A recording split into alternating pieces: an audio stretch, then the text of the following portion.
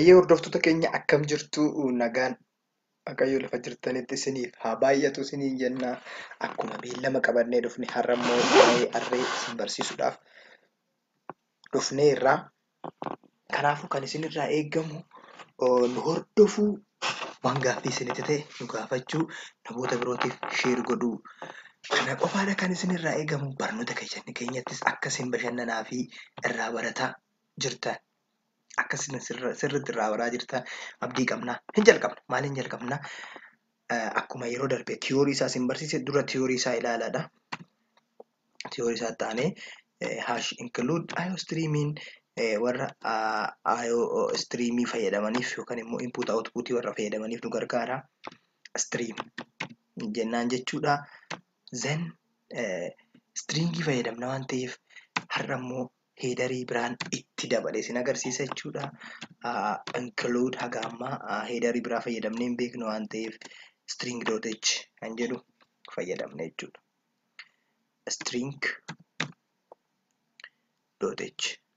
String.h. So string.h'n wantoota stringidhaan wal qabatan tiif nu gargaara. Kanaafuu maal goona? Main functionii keenya hin bananna jechuudha. Main function jenna. Then curly brace keenyas hin bananna. As keessatti declarationin arraydha. Akkamitti jennee dubbannee turre type, name and then argument jenneerra. Then square bracket keessatti value kenninaafi 10 ta'uu danda'a. Hamma isin barbaaddan isintu kennaafi jechuudha. Value kana egaa kennineefi booda value haga kanaa 10 yeroo 10 galchuu yoo barbaanne hamma barbaanne sana al tokkoon value wal fakkaataa ta'an harreen value wal fakkaataa store godha jenneerra. Value wal fakkaataa kan al tokkotti gaafachuu yoo barbaanne fakkeenyaaf value isaa isin agarsiisa. 5 jenneeni cout jennee enter number ennaani lakkoofsa 5 galchuu yoo barbaanne jechuudha. Walitti fufiinsaan cout no enter number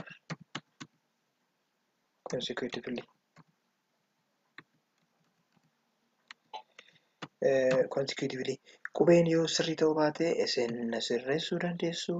Then semicolon jennaani in jennee a of jennee square bracket keessatti a of n yoo jenne a of n osoo jenne sana jechuun yookaan immoo a of n yeroo n'n value n irratti akka galchuuf jechuudha.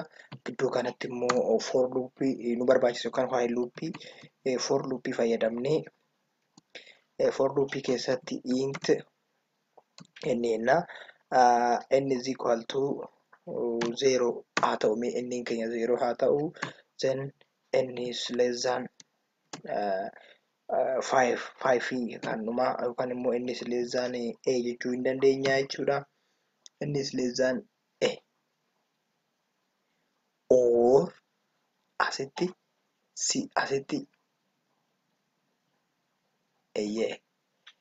n is less than 5 jechuu hin dandeenya, a jechuu hin dandeenya jechuudha. 5 jennaani then semicolon goone i keenya immoo dabalaa haa deemu jennaani akkasittiin value 5 fudhachuu hin dandeenya jechuudha.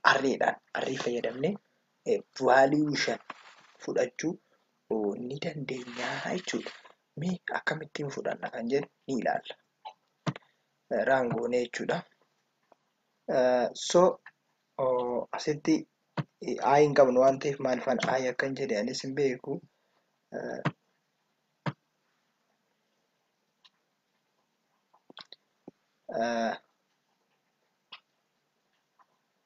Maal jedha?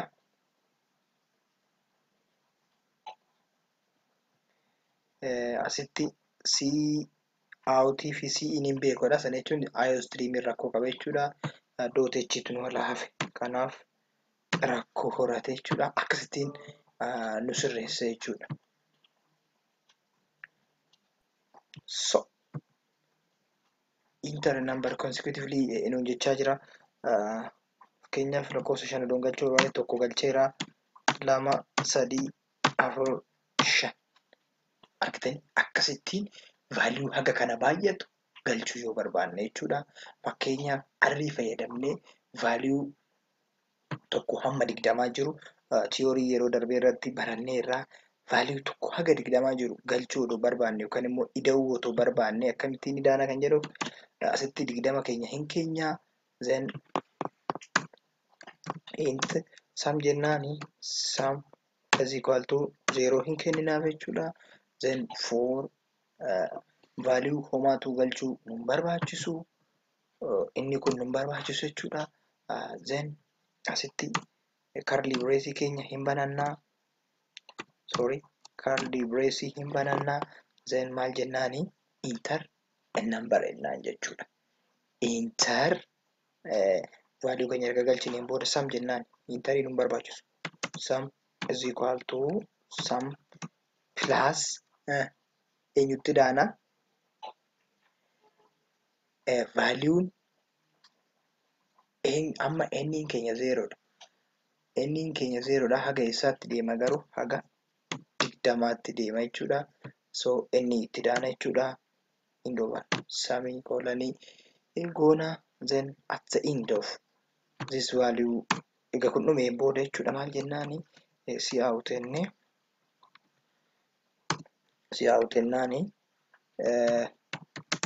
the sum of 20 natural number is jenne value keenya samii keenya hin keenya jechuudha jenne less than int line godhuu hin dandeenya jechuudha. Bifa kanaan value keenya kaa'uu ni dandeenya jechuudha. So let's check.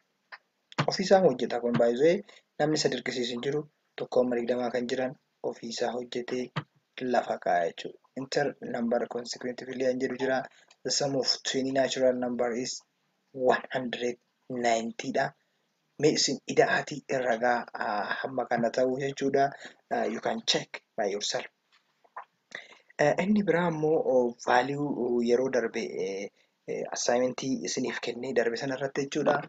Akkamittiin xiyya rog-sadee yookaan immoo urjii rog-sadee fakkaatu sana akkamittiin baasuu dandeenya kan jedhuuf isaaf immoo cout goona asitti then leezaa jennee akkas goonee urjii keenya wanti biraan jiru itti aansee semicolonidha. Then cout leezaa end homaa wanti nu barbaachisu hin jiru kanumadha. Kan biraa wanti nu barbaachisu asitti foriin biraa nu barbaachisa for inni int j is equal to 0 then semicolon j is less than n haga n ititti jechuudha. Then j plus taati n kun asumatti xumuramaa n keenya immoo hangami kan jedhuuf value nutu galche jechuudha. Enter number an jedhu kana asitti itti fayyadamna jechuudha. Then asitti immoo end line jennaan jechuudha. Ifa akkasii ta'uuf isaan kun hin barbaachisan jechuudha. Enter number kan jedhuuf callisneema asitti galchuu hin dandeenya. Then in jennee fudhachuu hin dandeenya. Value galee sana jechuudha. Hanga value galee sana akka deemuuf jechuudha. Urjiin keenya asitti eegoona jechuudha. Akka dhume maaltu dhume for int inni 0dha. Inni nama 8 tti deema. Inni dabalaa deema. Then intin immoo j 0dha. J nama n tti deema. J plus ta'a. Coutidha. Kun hin dhuma. Then for looping keenya dhume. Kun nun barbaachisu jechuudha. Bakka hin dubara. Then let's check. Dhuguma hamiyoonni kun hirarii keenya mun sirreeffan. Then asitti semicolonii dagali dhugaa qabu. Waan biraatiif miti. Wanta dogoggora nu sirreessa waan ta'eef.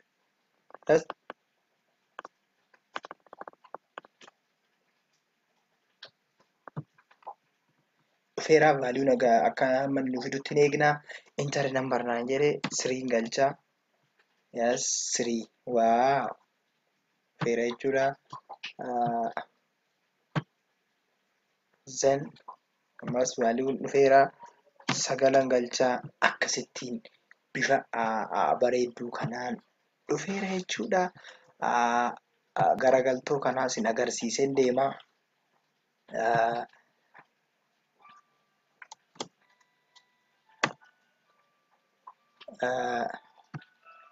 asitti minus goona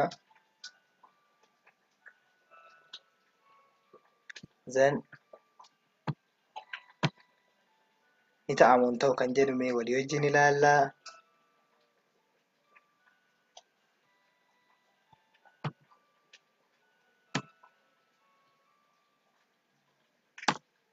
wow unbelievable akkasittiin hojjechuu hin dandeessu gosa garaagaraa walitti daddabaltanii jijjiirtanii hojjechuu hin dandeessu assignmentiin kana fakkaatullee yoo isinii kennameera ta'e assignmentachas isiniif hojjedheera jechuudha bifa salphaa ta'een wanta ulfaatu hin qabu akkasittiin hojjechuu ni dandeessu so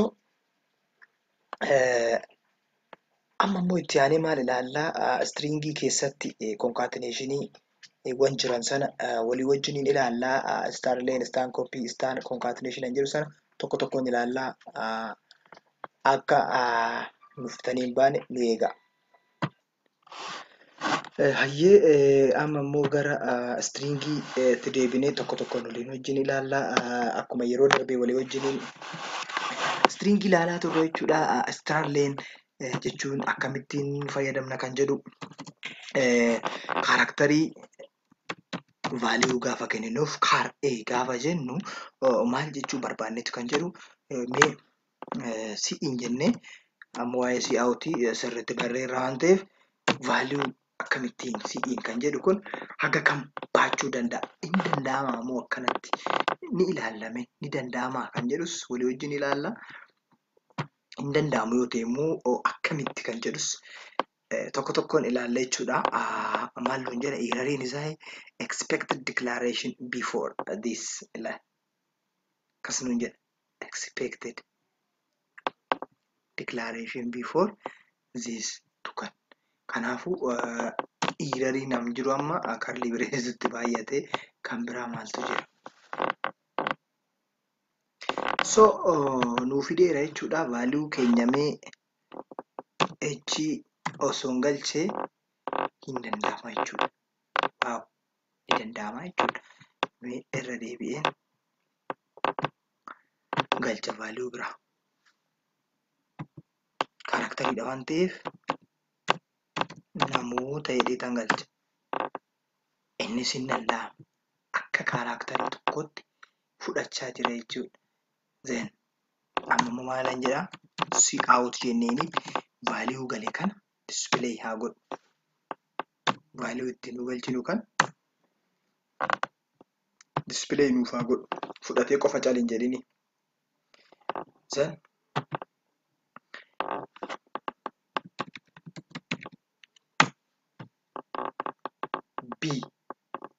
b qofa fudhate jechuudha kanaafuu een value tokkicha store godhuu danda'a malee value haga kana baay'atu store godhuu hin danda'u jechuudha kanaafuu maal ta'uu qaba karakteriin kuniin car jennee value kaa'uufii qabna jechuudha maayidhaan as keessatti square bracketii keenya fi arreedhaan jechuudha 20 osoo hin jedheeni amma garuu ni danda'ama jechuudha akka ifa ta'ee mul'atuuf indi laayinii itti dabalanna jechuudha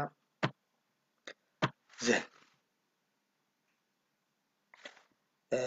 value keenya nan galchaa fi namoota hidheen barreessa si out namoota ammas wanti ani galche ifa akka ta'uuf immoo ammallee maalin jedhaani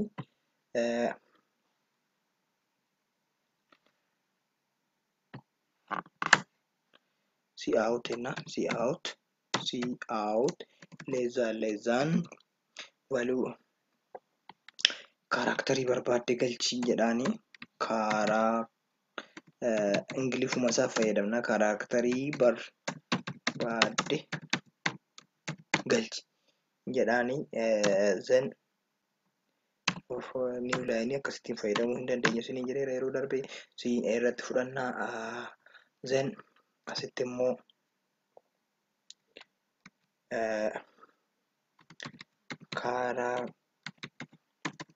kaaraakteriin galchitan baay'inni isaa jennee liingizii isaa kaa'uudhaaf jechuudha. Waa biraatiif miti as keessatti star leen jennee keenya jechuudha. Kana jechuun vaaliyuun nuti galchinu sun baay'inni isaa meeqa akka ta'e nutti himuudhaaf nu gargaara jechuudha. Star leenii yookaan immoo string length jechuudha.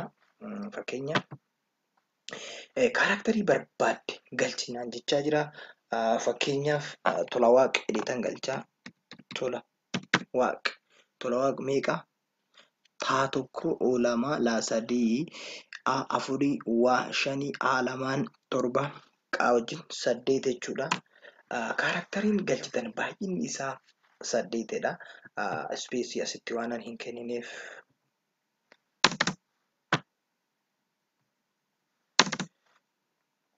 kanaafuu akkasittiin baay'ina kaaraakterii keenyaa baruun hin danda'ama jechuudha.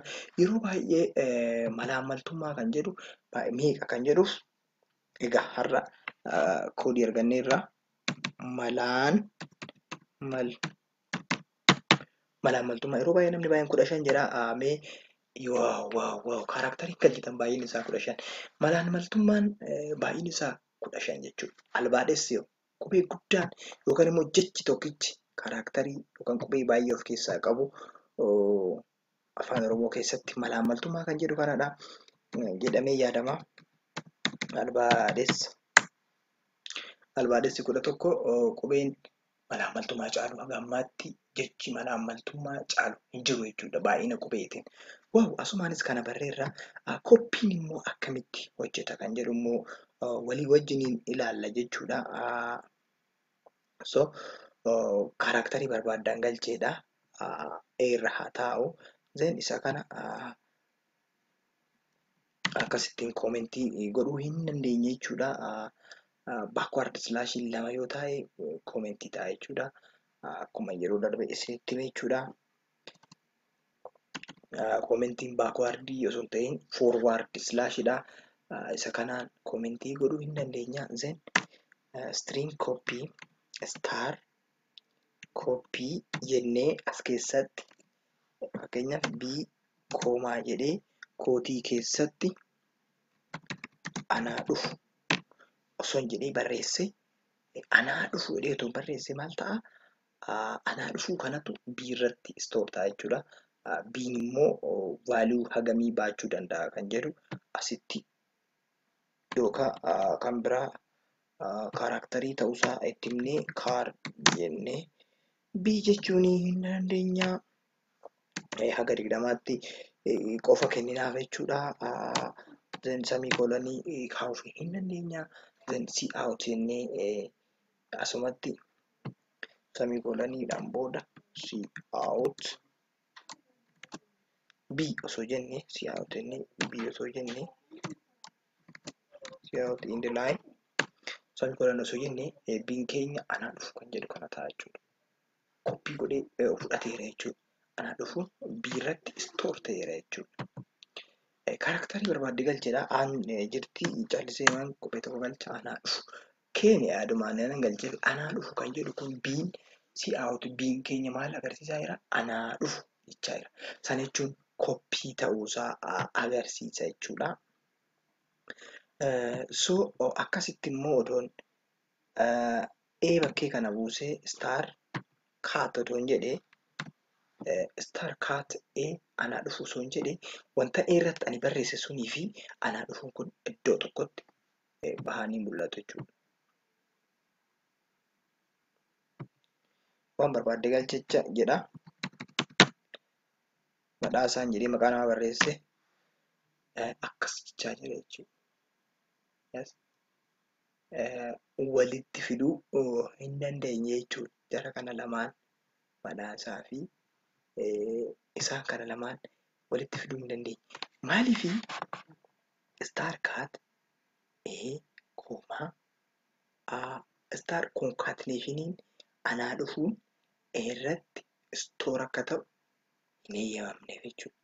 Maaliif hin caala badhaasaa fi anaa dhufuun 20 ol ta'u jechuudha. Waan biraatii miti.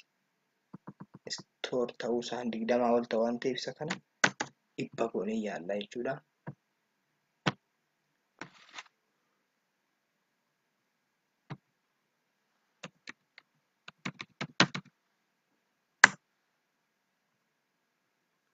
$sign. So maaliif hojjechuu didee asitti kan bahuu qabu aadha jechuudha. Biin waan hin jirreef waa biraatiin miti $sign kan nu jechaa jiru biin waan hin jirreef jechuudha. Then stop goone isa duraarraan ta'e sana booda lama immoo maalloon jedha laata.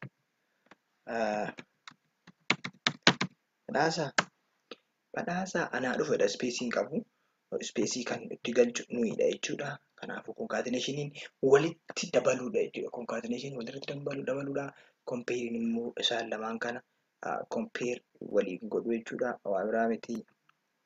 Asitti star CMP odoo jennee CMP compare godhuudhaaf nu gargaara jechuudha. Isuma kana cout irratti barreessuu hin dandeenya. Then A fi A irratti vaaliyoon nuti galchinuu fi anaa dhufuu kamtu caala kan jedhu erga kaa'ee yoo inni caale tokkodha yoo gadi ta'e negatiiva tokkodha walitti ta'u ta'an 0 ka'a. Akkasittiin stringii fayyadamuu hin dandeenya. Waan haga ammaa ilaaltanii bartan kana namoota birootiif share godhaa. Hunduma isaanii biraan gahaadha. Nus immoo subscribe warri hin goone tanaan dura subscribe godhaa nu gargaara. Share godhaatii nu gargaara nu jajjabeessa isiniin jenna. Wanta isiniin galle gaaffii nu gaafachuu hin dandeessu YouTube irratti kallattumaan koomentiidhaan nu gaafachuu hin dandeessu Facebookidhaan nu gaafachuu hin dandeessu email illee description irratti isinii keenya irraa achirratti nu gaafachuu nu erguu hin dandeessu. Yeroo hunda waan nu hordoftaniif waan nu wajjiniin taataniif waan nurraa barataniif bakka jirtanitti jireenya irraa hafaa jiraadhaa. Nagaadhaan badhaadhaa jiraadhaa. Nagaatti. Yeroo biraa koodii biraatii walitti deebina hangasitti nagaatti.